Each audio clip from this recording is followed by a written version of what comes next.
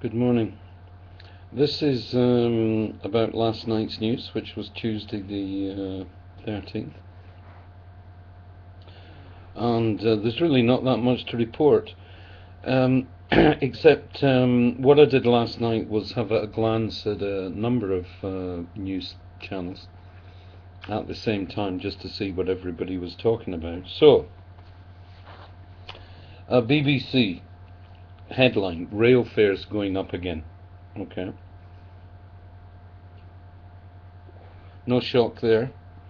But it's funny how newsreaders' scripts never contain any criticism of rail companies, for example. Just stay with rail companies because that's who's putting their prices up now. It was Thames Water a few days ago. Now it's railway companies. Plus, don't forget the tube thing, 6,000 people out of work when they close the ticket offices. But there's never any comparison made about how tough it is for ordinary people, and they're always telling us how tough it is, and we just got to tighten our belts and blah blah blah. But there's no comparison made to the fact that big business is continually hiking its end, and everyone else has just basically got to take it up the ass. So that's an interesting comparison there. The other thing BBC One was talking about was Gibraltar. Now, to put it crudely, who gives a fuck about Gibraltar? I mean, what is it that we are entitled to own Gibraltar when it's nowhere near us? I mean, it's not quite as bad as the Falklands, but it's getting on for that. Why do we own all these places and we have the effrontery to send to a NATO ally, so-called NATO ally, the North Atlantic Third Organization, we send warships to Gibraltar and Spain? We going to go to war with the Spanish over Gibraltar? And it's nowhere near us, and how many more of our boys and girls are going to snuff it for a worthless piece of rock in, what is it? Is it in the Atlantic, the Bay of Biscay? I don't know. Is it made out of diamonds? Is it solid gold underneath? What is it about Gibraltar? Anyway. On Sky led with another stabbing in East London.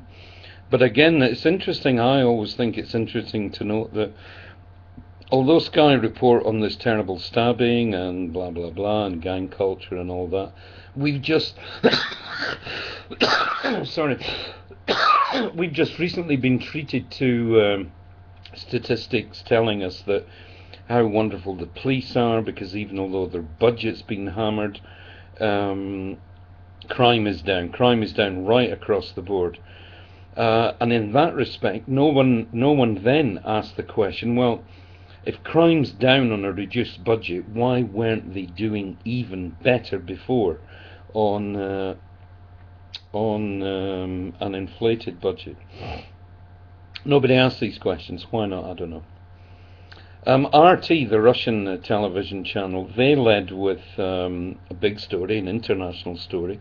People are dying, and it's Cairo, it's Egypt. Of course, the West is kind of glibly looking on and saying, oh, it's terrible, there's been a military coup in Egypt, democratically elected government has been booted out by the army, that's shocking, and the Yanks don't know what to say about it, because the truth of the matter is, very, very simply, Morsi is elected, he's the people's choice, okay, no problem, but then he moved the goalposts, and so the army booted him out, and that's great. And if I had power and I had a voice and anyone would listen to me, I would suggest to the Joint Chiefs here in England, or whatever we call them, mount your own military coup, buddy. Kick all these shitters out of Commons and Lords. The Lords, of course, we know is a waste of time. They're continually, we hear stories in the news about backhanders to ask pertinent questions in the House and all the rest of it. I mean, it's truly disgusting.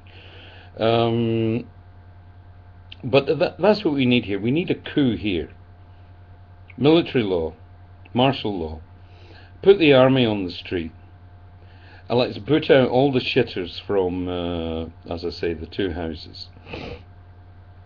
Go for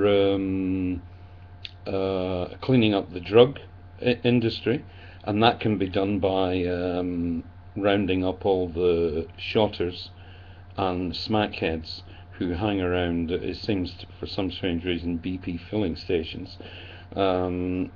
People wandering around forecourts with a nice pre-scripted line of "Got any change, bruv? Got 20p, bruv?" And that's how they collect their money for their next rock, which I believe a rock costs about 20 quid. So that's a lot of 20p's. But I've seen this going. I've been asked to contribute, and I never do. Anyway, so that's one for the back burner. Al Jazeera, they read with an interesting one. Somebody's shelling Israel with rockets again. And it's not the Palestinians, it's Al-Qaeda. Al-Qaeda's Sinai branch has started attacking Israel with rockets, southern Israel, I believe. And but they've got an iron shield, they call it, I think, an iron shield, and the iron shield intercepted this rocket attack, so that's okay. But the interesting thing is about all this wittering I'm doing, is the interesting thing for me, I think, is that whilst British television leads with a load of old crap, basically, it's RT and Al Jazeera are putting international stories out there. Now, I always try and bear in mind that none of these guys are essentially telling the truth, because RT do a lot of interesting stuff and documentaries. It's obviously Western critical and all the rest of it. And they're running their own agenda, and so I'm not saying that RT or Jazeera or any other television station are telling the truth. All they're doing is putting their end out there. Although I personally, I have a lot of time for Putin. I loved the way he stiffed the other leaders of this G8 or G20 or G32 or whatever we're up to these days. He stiffed them all with his observation that you want to give arms to the rebels in Syria. It's like giving arms to your enemy. Not that we're opposed to giving arms to enemies, of course, because if there's a quid in it, the British arms industry will be there with their trough. And anyone that wants to chuck into the trough can get whatever they want. It seems like. One other, I'm just going to finish now, but one other story I noticed, or I heard, I think it was on RT again, it wouldn't be covered by the Brits because it's anti-American, and it's about this moron Carey, who's the VP apparently. And whilst Brazil were one of the countries that Snowden pointed out were a particular target of the US and spying on them and all the rest of it, Carey's down in Brazil apparently, and sucking some root, and because there's a multi-trillion-dollar aircraft deal about to go through, and so he's down there sucking off, and it'll be okay. The Yanks will sell their planes, and the Brazilian people on the street, of course, just like us, and the poor free American people will continue to get stiffed. I think that's about it, except just maybe to talk about Snowden a bit and emphasize the point that whilst a channel like RT does highlight this sort of stuff that Snowden's been saying recently, um, we just ignore all this. It's like, if there's a major headline, it might get a small mention, but they're embarrassed to get into it, of course. And this is controlled by the government. It's not as if the BBC or ITV or any of those guys have a choice of what news to put on. This is dictated to them by the propaganda unit of the government, naturally. And one final thing I've just remembered. A couple of weeks ago, William Hague went on live Sunday television and stated emphatically and categorically that Britain had received no money from the US and were not cooperating with the US in intelligence gathering and using the British outlet. I think it's called GHC or GHCQ, something like that.